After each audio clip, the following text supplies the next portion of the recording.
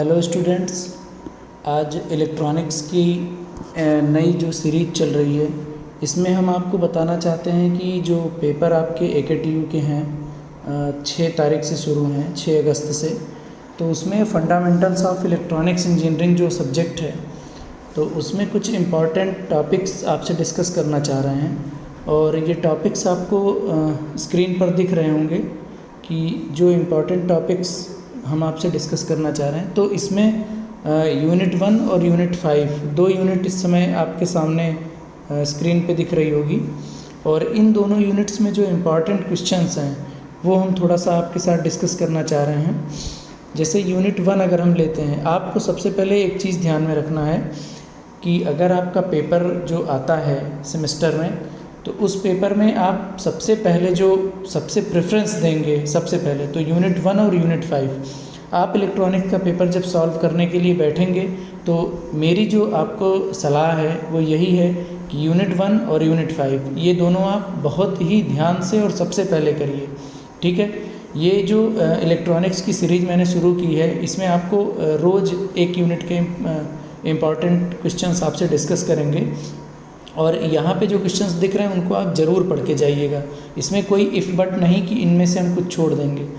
तो चलते हैं यूनिट 1 में। आप देख रहे होंगे यहाँ पे पहला जो क्वेश्चन है, formation of depletion layer and PN junction diode. ठीक है, ये दो टॉपिक ऐसे हैं कि इनको आपको ज़रूर पढ़ के जाना है कि डिप्लेशन लेयर कैसे फॉर्म होती है, PN junction diode, forward biasing, reverse biasing, diagram कैसे बनता है, and VI characteristic of PN junction diode. ठीक है, these 3 topics are very important. आगे चलते हैं, breakdown mechanism and zener diode. ठीक है, अब जीनर डायोड जो है वो ब्रेकडाउन रिवर्स में वर्क करता है, ये पता है आपको। तो ब्रेकडाउन मैकेनिज्म आपको देखनी है, ये जो जीनर और एवलांच दोनों ब्रेकडाउन होती हैं, तो ये आपको इसमें पढ़ना पड़ेगा। नेक्स्ट है फुल वेव रेक्टिफायर्स। ये बहुत ही इंपॉर्टेंट टॉपिक है, इसको आप ध्यान दीजिएगा। फुल वेव रेक्टिफायर्स, ये जो लिखा हुआ है ये अपने आप में एक पूरा टॉपिक है। इसमें आपके 2 रेक्टिफायर्स आ जाएंगे फुल वेव में। एक तो आ जाएगा आपका centre type full wave rectifier और दूसरा होगा ब्रिज टाइप। ठीक है, दूसरा होगा आपका ब्रिज टाइप। ठीक है, तो ब्रिज टाइप जो है ये बहुत इंपॉर्टेंट है क्योंकि ये कई बार पूछा गया है। और इसके साथ आपको इसका डेरिवेशन भी देख लेना पड़ेगा, जिसमें कि आप एवरेज वोल्टेज और एवरेज करंट की वैल्यू निकालते हैं। तो इसको ज़रूर पढ़ के जाइएगा। नेक्स्ट हम आगे बढ़ते हैं, tunnel diode and varactor diode. आपको पता है कि इसमें जो ये यहाँ लिखा हुआ है tunnel diode and varactor diode, इसके अलावा भी डायोड हैं, फोटो डायोड है, LED है, ये आपकी यूनिट में है। लेकिन टनल डायोड और वैरेक्टर डायोड ये कुछ ज़्यादा इंपॉर्टेंट हैं। ठीक है, तो आप इसको ज़रूर देखिएगा। टनल डायोड में व्हाट इज़ टनलिंग प्रोसेस क्या है, ये ज़रूर पढ़ के जाइएगा। ठीक है, वैरेक्टर डायोड को वैरिकैप क्यों कहते हैं, ये भी आप देख के जाइएगा। नेक्स्ट हम बढ़ते हैं यूनिट 5 में। तो यूनिट 5 में जो इम्पॉर्टेंट क्वेश्चन है वो आपके brief explanation of satellite communication and radar communication. आपको ब्लॉक डायग्राम मैंने बताया है, एक्सप्लेन कराया है। ठीक है, सैटेलाइट की वर्किंग, अपलिंक, डाउनलिंक, ये चीज़ें ज़रूर पढ़ के जाइएगा। एक बार अगर आप उसको पढ़ेंगे तो आपको 90% चीज़ें जो हैं वो दिमाग में आ जाएंगी, आप डायग्राम बना लोगे। ठीक है, तीसरा जो इम्पॉर्टेंट चीज़ और आप लोग मिस करते हैं वो है amplitude modulation and demodulation techniques. ठीक है, आपको पता है डीमॉड्यूलेशन के लिए हम इन्वेलप डिटेक्टर सर्किट का यूज करते हैं। ठीक है, इसको आपको एक्सप्लेन किया गया है। तो डीमॉड्यूलेशन टेक्निक और मॉड्यूलेशन के लिए हम समर यूज़ करते हैं। ठीक है, समिंग एम्पलीफायर जो आपने पढ़ा था ऑपरेशनल एम्पलीफायर यूनिट में, तो ये चीज़ें आप ज़रूर पढ़ के जाइएगा। नेक्स्ट जो है वो आपका है block diagram of communication system.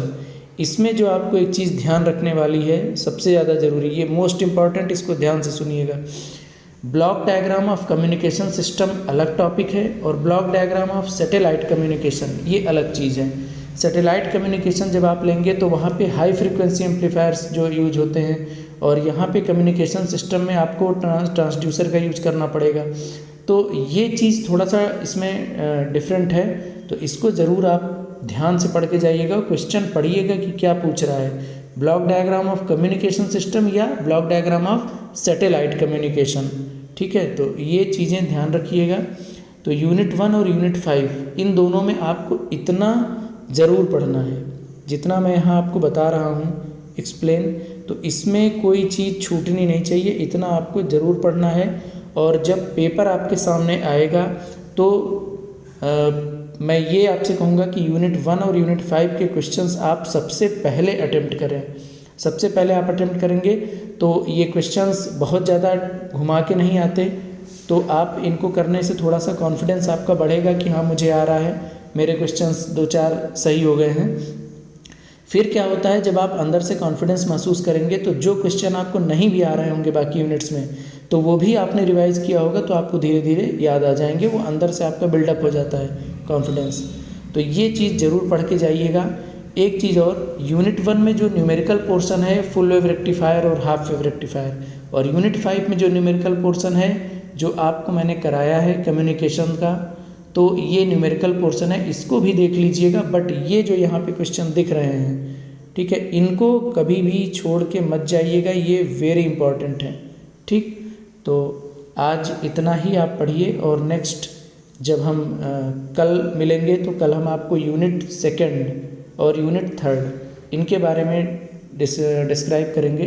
बाकी जो आपके डाउट्स हैं वो आप कमेंट्स में पूछ सकते हो, आप अपने डाउट्स पूछो, हम उसके साथ कल नेक्स्ट वीडियो में आपको बताएंगे कि कैसे उसको सॉल्व करना है। ठीक है, okay, all the best, good luck for exams, अच्छे से एग्ज़ाम दीजिएगा आप सभी।